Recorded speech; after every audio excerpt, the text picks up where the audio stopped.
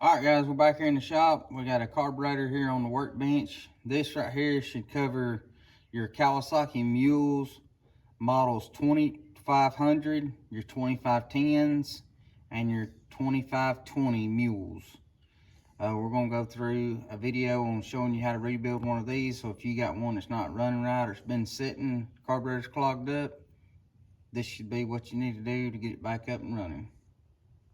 Okay, so the first thing we're going to do, if your carburetor is super dirty or anything, I would recommend washing it off.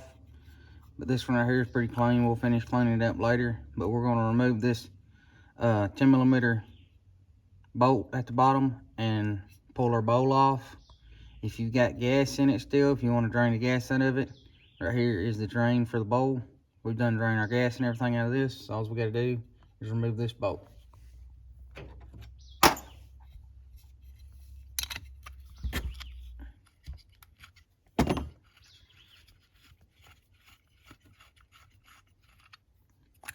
That gives us access to our float, needle valve, and our jets and everything that are in our carburetor.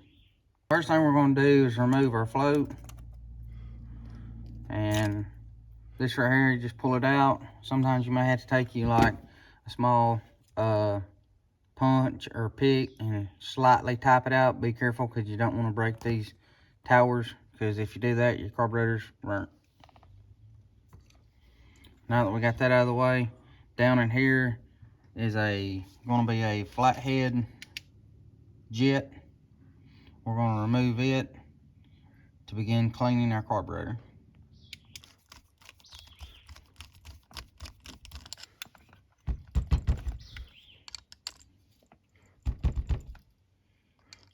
A little bitty, there it is.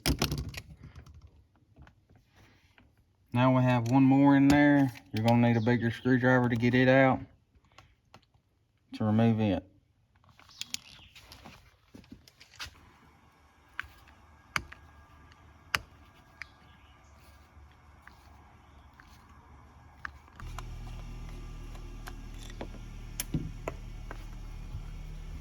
We got our second one out, and as you can see, it's bigger.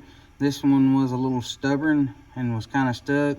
A little trick to this is a little bit of small amount of heat on this down here where it was stuck at can help break these loose. Remember, you are dealing with aluminum, so keep that in mind. This one takes a smaller screwdriver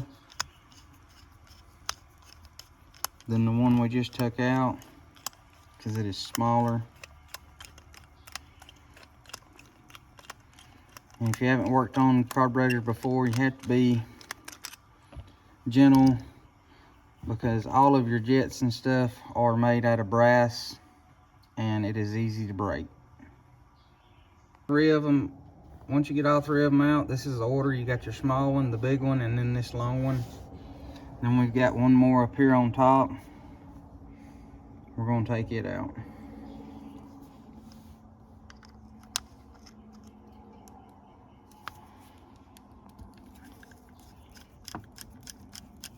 We got our jet out of the top here.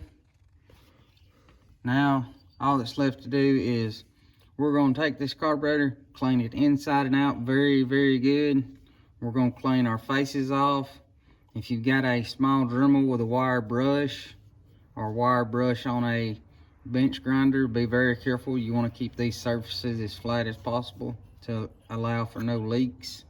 But when I say spray every nook and cranny, you want to spray in every little port, every little hole that you can find inside and out. If there's a hole that can be sprayed in, you want to spray it, clean it out, take you a Q-tip, clean inside there where your needle seat goes, clean all inside and out on your carburetor, and get ready to install the new kit.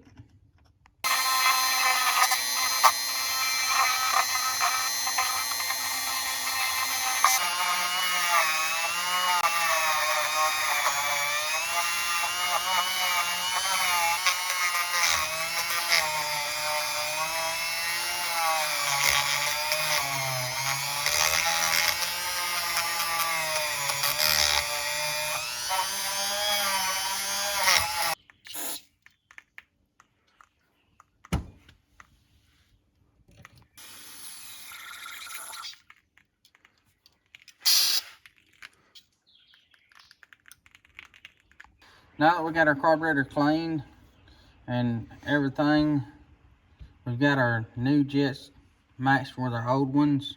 You'll want to go through and match your jets up because, like I said before, this kit does cover a couple different models. So match your jets up to make sure you use the right ones. I know many people say you can go online and get a carburetor for 20 bucks. However, if you've got your original Mikuni carburetor or any other Japanese made OEM carburetor, is a lot more qualified than having just a regular knockoff. These perform a lot better. First thing we're going to put in is this tall jet that we took out last. Just going to drop it down in here and use our screwdriver to tighten it up. The next one we're going to put in is going to be this larger one.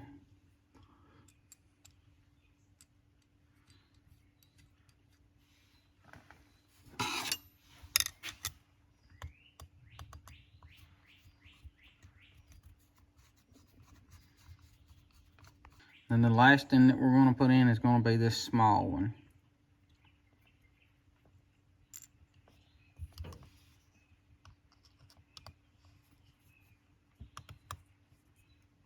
Once you get all your jets in here, then we're going to flip it over and install our last jet, which is going to go in right here.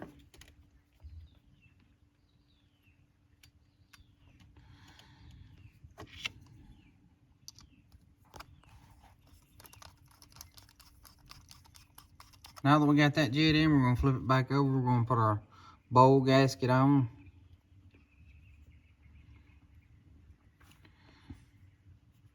It just sits down in this groove. You will have to kind of stretch it on there. Now that we got our gasket on, now we can install our float and needle seat.